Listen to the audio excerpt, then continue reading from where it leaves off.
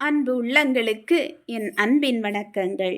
இன்று நான் பார்ப்பது துளசியை வணங்குவதால் என்ன பயன் என்பதை பார்ப்போம். எங்கெல்லாம் துளசி படர்ந்துள்ளதோ அவ்விடமெல்லாம் பிருந்தாவனமாகும். துளசிக்கு இன்னொரு பெயரும் உண்டு, பெருந்தை. துளசி என்பதற்கு ஒப்பில்லாதது என்று பொருள். துளசியின் நுனியில் பிரம்மதேவரும் அடியில் சிவபெருமானும் மத்தியில் திருமாலும் வாசம் செய்வதாக நம்பப்படுகிறது. தினமும் துளசி ஸ்தோத்திரம் சொல்லி துளசி செடியில் சிறிது நீர் ஊற்றி தொழலாம். தினமும் முடியாதவர்கள் செவ்வாய் மற்றும் வெள்ளிக்கிழமைகளில் இந்த ஸ்லோகத்தை சொல்லி துளசியை தொழலாம். மஞ்சள் மற்றும் குங்குமத்தை துளசியின் தண்டில் வைத்து பூ வைத்தும் வழிபடலாம். துளசி ஸ்தோத்திரம். ஸ்ரீமத் துளசி அம்மா, திருவே கல்யாணி அம்மா, வெள்ளிக்கிழமை தன்னில் விளங்குகின்ற மாதாவே, செவ்வாய்க்கிழமை தன்னில் செழிக்க வந்த செந்திருவே தாயாரே, உந்தன் தாளினை நான் பணிந்தேன். பச்சை பசுமையுள்ள துளசி நமஸ்தே, பரிமளிக்கும் மூல கொழுந்தே நமஸ்தே, அற்ப பிறப்பை தவிர்ப்பாய் நமஸ்தே, அஷ்ட ஐஸ்வர்யம் அளிப்பாய் நமஸ்தே, ஹரியுடைய தேவி அழகி நமஸ்தே, அடைந்தார்க்கு இன்பம் அளிப்பாய் நமஸ்தே, வனமாலை என்னும் மருவே நமஸ்தே, வைகுண்ட வாசியுடன் மகிழ்வாய் நமஸ்தே. எவர் தன்னை பூஜை செய்கின்றனரோ அவருக்கு என்ன பலன் வந்து சேரும் என்பதை துளசியே சொல்கிறாள்.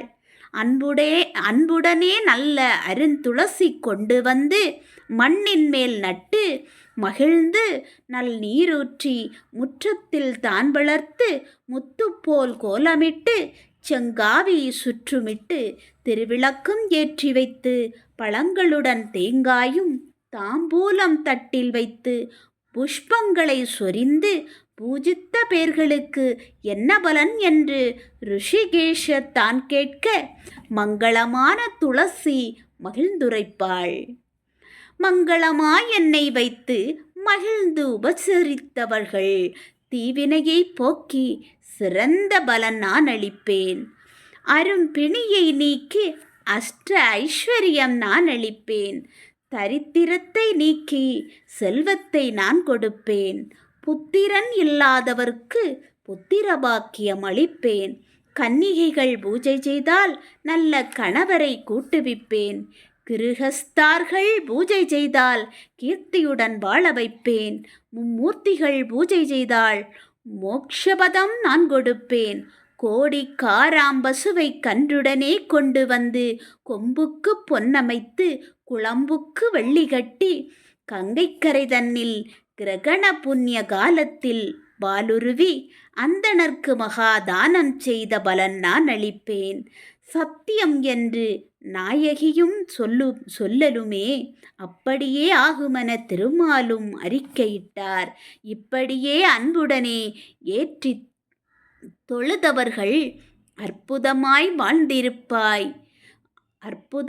வாழ்ந்திடுவார் பிருந்தையின் அருளாலே. This video sponsored by GenReview.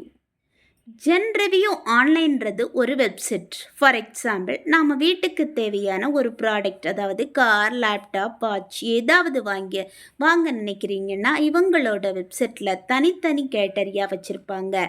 Latest camera, latest car, latest லேப்டாப்புன்னு வச்சுருப்பாங்க. நீங்கள் அதை பார்த்து உங்களுக்கு தேவையானதை தேர்வு செய்து கொண்டு வாங்கலாம். இவங்களோட வெப்சைட் லிங்கு இந்த பிக்சரில் கீழே கொடுக்கப்பட்டுள்ளது. இதை பார்த்து நீங்கள் தெரிந்து கொள்ளலாம். நன்றி, வணக்கம்.